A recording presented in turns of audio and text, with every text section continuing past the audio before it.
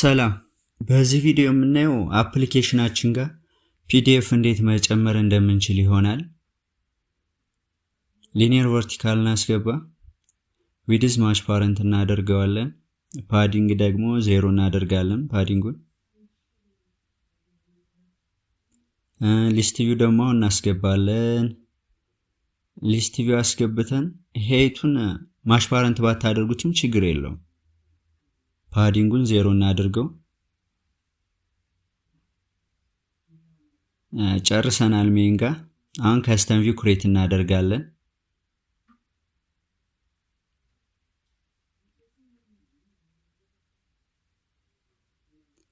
ሊኒየር ቨርቲካል እናስገባና ዊድዝ ማች ፓረንት ፓዲንግ 0 እናደርጋለን። ቀጣይ ኢሜጅ ቪው ነው የምናስገባው። የኢሜጅ ቪውን ዊድዝ እና ሄት ማች ፓረንት እናደርገዋለን። ስኬል ታይፑን መቀየር ይኖርብናል። የኢሜጅ ቪውን ስኬል ታይፑን ፊት ስታርት ወይንም ፊት ሴንተር እንለዋለን። ፊት ሴንተር ቢሆን ነው የተሻለው። ፊት ሴንተር እናደርግና አይዲውን መቀየር ግዴታችን ነው። የኢሜጅ ቪውን አይዲ መቀየር ግዴታችን ነው። ምን ብለን ነው የምንቀይረው? ታች ብለን የኢሜጅ ቪውን አይዲ ከቀየርን በኋላ ወደ ሜን ስክሪናችን እንመለሳለን። ሊስት ቪውን ከከስተም ቪው ጋር ብሌንድ እናደርጋለን። ብሌንድ ካደረግን በኋላ ኢቨንት ጋር ሄደን ሞር ብሎክ ጋር አንድ ሞር ብሎክ አድ እናደርጋለን። እዚህ ጋር የምንፈልገውን ስም ሰጠን አድ እንለዋለን።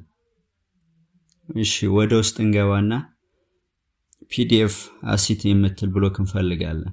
ፒዲኤፍ አሴት የምትል ብሎክ ካገኘን በኋላ ፑት ላይብራሪ የምትሏን እናስገባታለን። እንመለስና አክቲቪቲ ኦን ክሬት ጋር እንገባለን። እዚህ ጋር ምንድነው የምናደርገው? በተመሳሳይ ፒዲኤፍ አሴት ጋር እንሄዳለን። አሴትስ የምትላለች እሷ ጋር እንገባና ትራይ ዲስፕላይ ፒዲኤፍ ፍሮም አሴት የሚለውን እንወስዳለን። ወደ ታች ከርሰሩ ስለማይጠቁምልን ነው። ጌት ቶታል ፒዲኤፍ ፋይል ፔጅ የምትሏን እንወስዳለን። ኮንትሮል ጋር እንሄድና ሪፒት ብሎክ እንወስዳለን። አሁን ላይ ሊስት ማፕ አድ ማድረግ ይኖርብናል።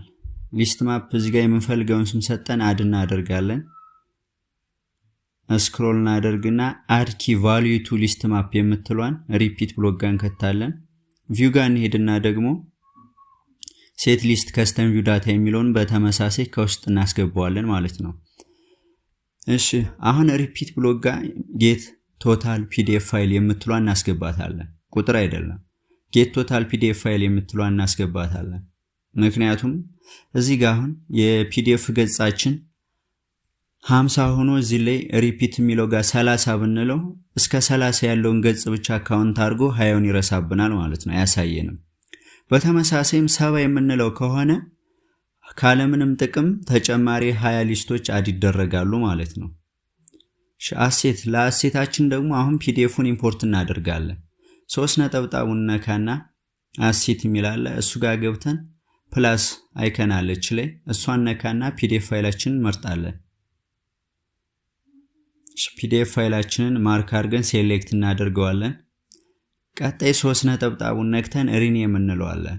እዚህ ጋር ስሙን ኮፒ እናድርገው።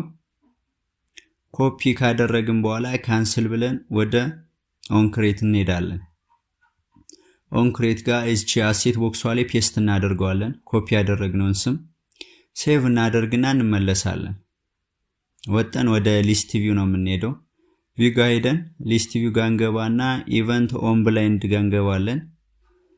በተመሳሳይ ፒዲኤፍ አሴት የሚለው ፎልደር ብሎክ ጋር እንሄድና ዲስፕላይ ፒዲኤፍ ፋይል ዊዝ ፔጅ የምትሏን እንወስዳለን። ፖዚሽኑን እናስገባዋለን። ከውስጥ ባይ ፖዚሽን እንዲያስቀምጥልን ነው።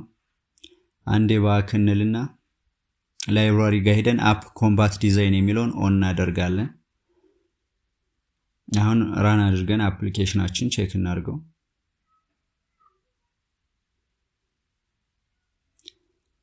ሾፕንን በለው እንደምታዩት ፒዲኤፍ ፋይላችንን ዲስፕሌይ አድርጎልናል።